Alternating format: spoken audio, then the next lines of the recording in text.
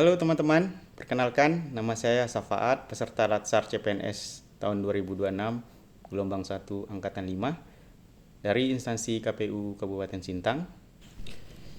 Di sini saya akan sedikit mereview tentang hasil pembelajaran saya di agenda 2, yaitu tentang nilai-nilai berakhlak ASN. Ternyata berakhlak bukan hanya sekedar akronim. Yang saya tahu sebelumnya hanya kepanjangan dari orientasi dari pelayanan, akuntabel, kompeten, harmonis, loyal, adaptif, dan kolaboratif. Ternyata ini adalah wujud kompas moral kita dalam kehidupan sehari-hari loh. Yang saya pelajari tadi bahwa berorientasi pelayanan bukan cuma soal kita harus senyum, tapi soal bagaimana kita harus proaktif memahami kebutuhan masyarakat. Sedangkan nilai akuntabilitas yaitu wujud pertanggungjawaban kita kepada publik, kepada masyarakat. Dengan cara pertama, saya ambil contoh singkat saja. Kita tidak menggunakan fasilitas negara hanya untuk kepentingan pribadi. Jadi seperti barang-barang BUMN itu kita hanya mempergunakan hanya untuk keperluan bekerja sehari-hari. Sikap jujur, transparan adalah cara kita memuliakan amanah yang diberikan rakyat. Memastikan setiap sumber daya yang digunakan secara efektif dan efisien tanpa penyalahgunaan wewenang. Sedangkan untuk nilai kompeten, kita itu dituntut untuk terus belajar agar dapat mengembangkan kapabilitas dan tanggap dalam melayani masyarakat. Saya juga sangat tersentuh dengan nilai harmonis dan loyal, di mana kita diingatkan bahwa di tengah keberagaman Indonesia, menjaga soliditas ideologi negara adalah harga mati bagi seorang ASN.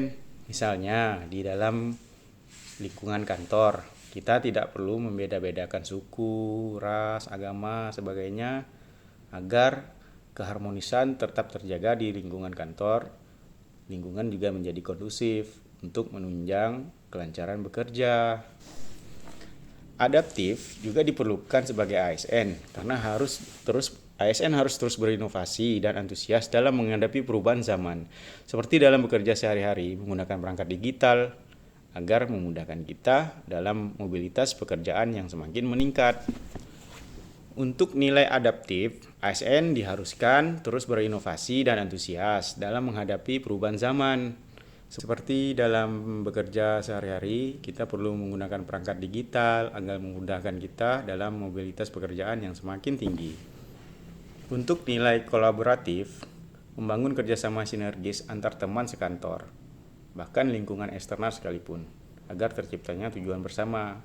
Biasanya kami di kantor melakukan rapat rutin setiap hari Senin, atau penguatan kelembagaan, atau diskusi secara face to face, apa kendala yang bisa dihadapi dan bagaimana cara penyelesaiannya. Secara keseluruhan, pembelajaran tadi mengingatkan saya bagaimana pentingnya penerapan nilai-nilai berakhlak dalam kehidupan sehari-hari. Sesuai dengan fungsi ASN, yaitu sebagai pelaksana kebijakan, pelayanan publik, dan perekat pemersatu bangsa. Sehingga kita diharuskan melayani masyarakat dengan profesional dan integritas.